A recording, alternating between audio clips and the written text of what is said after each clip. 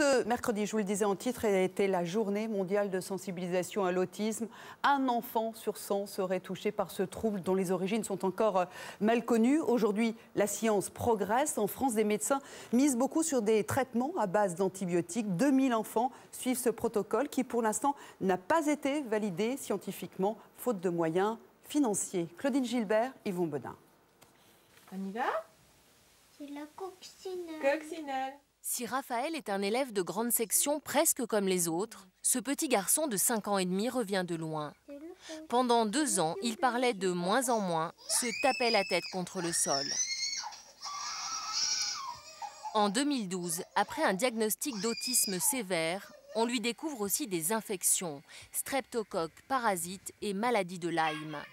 En une nuit seulement, un traitement antibiotique met fin à des mois de calvaire pour lui-même et toute la famille. C'est vraiment plus le même. Il nous réveillait vers 1h à 2h du matin, il était tout nu et il avait des selles qui s'étaient enduits sur lui, sur ses draps, sur les murs.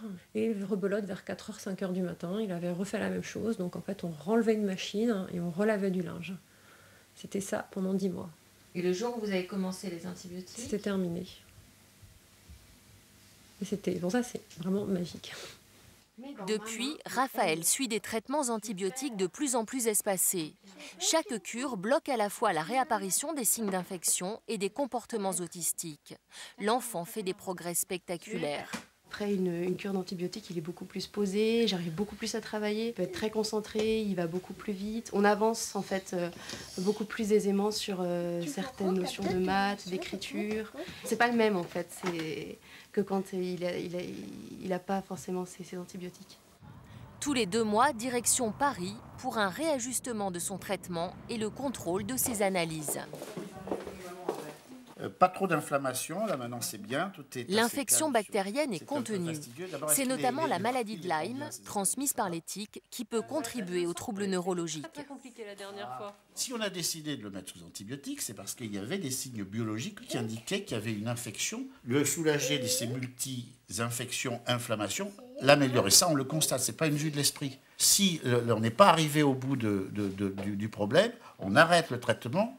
Les troubles de comportement reviennent. C'est pas quelque chose de normal que ce soit aux parents d'aller chercher tout ça. Ça devrait être vraiment accessible et connu de tous et de tous les médecins. L'obstacle, c'est que l'efficacité de ces traitements n'a pas été scientifiquement prouvée.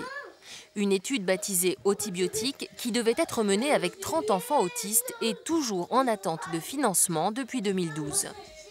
50 médecins dans toute la France prescrivent ces traitements à près de 2000 jeunes autistes, avec une amélioration rapide pour 70% d'entre eux.